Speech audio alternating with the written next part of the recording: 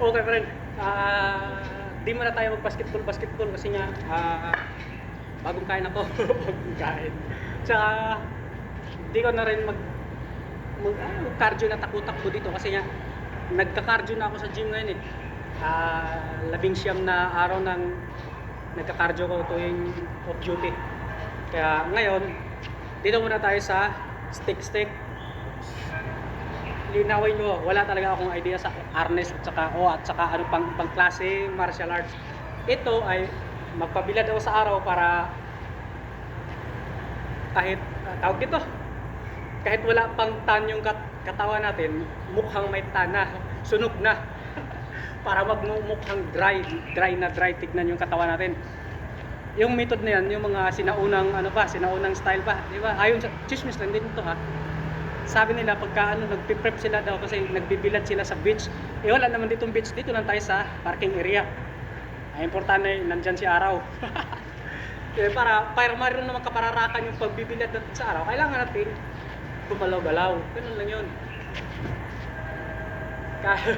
Kahit parang dual purpose o di lang dual, daghang yung maraming purpose ba, maraming ganito. Nakapagbilad ka na nga sa araw, natuyo na yung balat mo, nakapagpapawis ka pa. Ganun yun.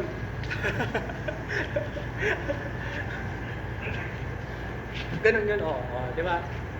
Tapos isa pa, para lumakas din tong balikat ko. Kasi medyo weak to eh. Pagka pumalo ka, yung buong ano ba tawag dito? Ayan mo na yung tawag, basta balikat. Ano lang yun.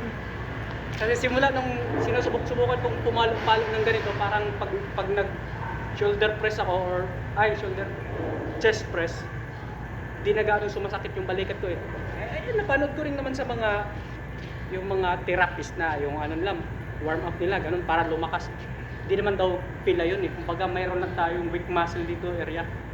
Kaya ang ginagawa nila, pag ganun, tapos yung shoulder, basta kahirap kasi tandaan yung mga term eh. Importante na nga yun, nangalagi ko sinasabi, hayaan mo na yung term, importante yung ideas, alam mo. Ang gulo-gulo ko talaga, hayaan mo na. Kung naguguluhan ka, basic lang yung sagot dyan, scroll or block, yun lang.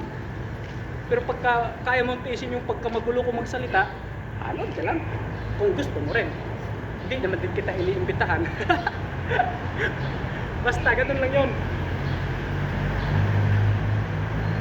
Kasi ganun din ako eh. Kahit pa followers mo ako, o kahit magkakilala pa tayo, pagka di ako interesado doon sa pinupost ng video, hindi ko talaga papanoorin, hindi ako magre-react, wala ka talagang makita kahit ano sa akin. Hindi ako magko-comment.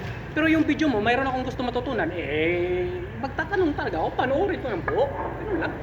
Kasi, yan naman yun. Bawat bagay na pagtuunan natin ng oras, kailangan mayroon tayong natutunan. Biglang nagiging magaling. Yun na nga.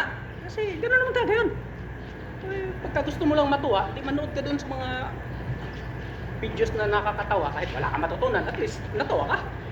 Pagka dito naman sa mga medyo masisilang usapin, gusto mong may matutunan, panoorin yung mga video mo, ang mga video nga interesado ka.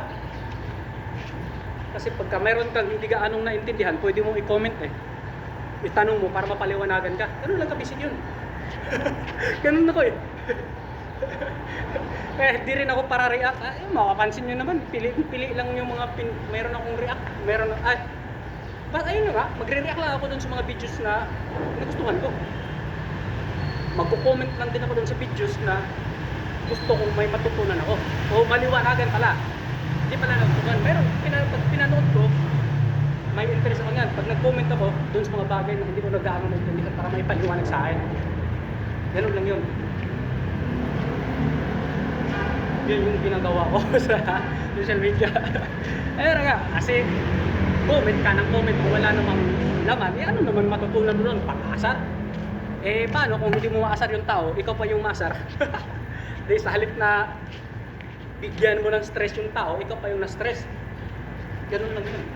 Kasi, yun na, balik na naman tayo dito sa punto. Nung umpisa talaga, nung unang i-mention ko na yung pitch ni Coach Win, yung batang hippie classic noon, parang nandyan pa rin naman ngayon. Sinali kasi ako doon kasi yung yung kasama ko sa gym, tinuturuan ni Coach Wayne. Tapos niya, sabi niya, "Kuya, sumali ka dito sa grupo na to para may matutunan kang kasi tungkol sa fitness eh." Walang ya, puro bashing yung napala ko doon. Tapos masumama talaga loob ko nung una. Hindi pa uso yung lock ng profile noon. Bigla ko naisip, tignan ko nga itong mga itsura nito. Bakit ba ang lalakas mangla itong mga tao na to? Sus, pagtingin ko, hindi naman din pala nakakaalam kung ano yung salitang diet. Ay doon na ako natawa ko sa okay, doon ko naintindihan na baka frustration nila or inggit or ano man yung rason nila. Doon ako natawa. Simula ngayon, nauso na ngayon yung lock. Lahat ng mga nang babash na lock o kaya naka-private yung account, matik na yung nasa utak ko. Mga labo na mga masibo at dagway. Ganun lang ka-basic. Ganun lang naman pag ang bawat bagay-bagay kasi ang ano lang doon kung paano natin tanggapin o intindihin. Basta man manglait sa'yo tapos nakalock yung profile, matik na yun. Yun na talaga yung ilalagay ko sa utak ko na yan siya, wala sa kondisyon yan, di alam masalitang diet, di alam yung mga ganito ganyan. Para panatag yung loob ko, confidence pa rin ako na nagawa ko na maayos yung ginagawa ko. Ganun lang yun. Ano na ba? Wala na ako ng ibang naisip. Pero, ayan na. Ano lang talaga yun.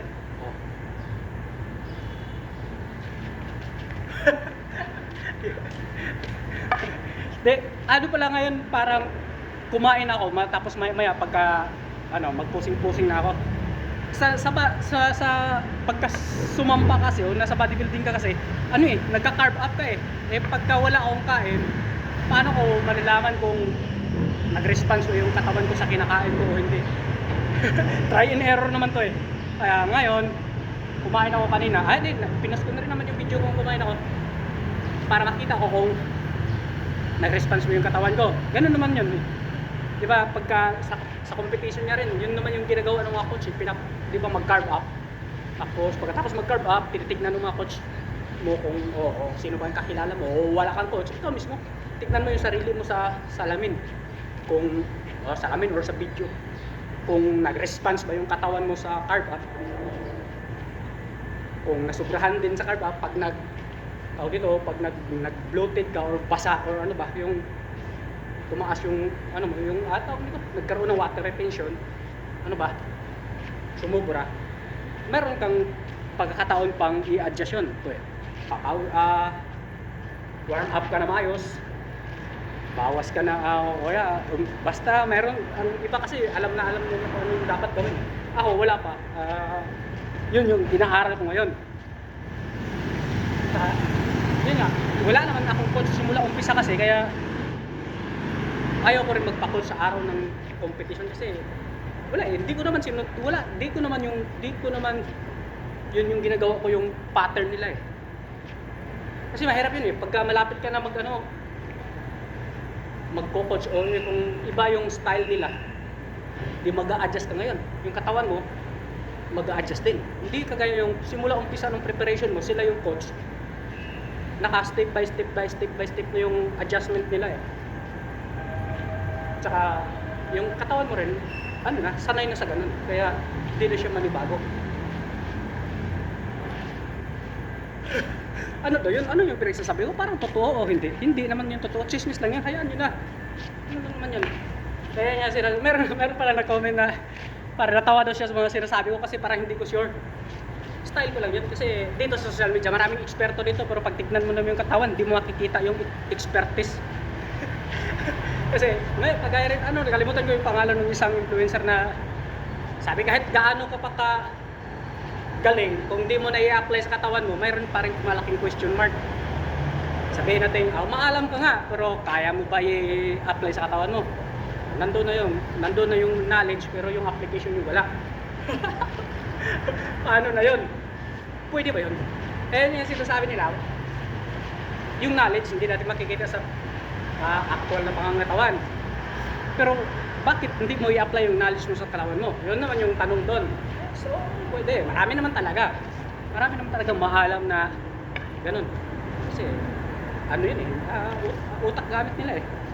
Pero ang ano doon kasi, magiging question kasi doon, bakit hindi mo na i-apply sa sarili mo? Tapos i-apply mo sa iba. Maganda yung kitang-kita sa personal mong pangangatawan na kayang-kaya mong i-apply sa katawan mo, 100% talagang kaya mong i-apply sa iba. Ganun yung wala nang question mark. O, tapos, yun na yun.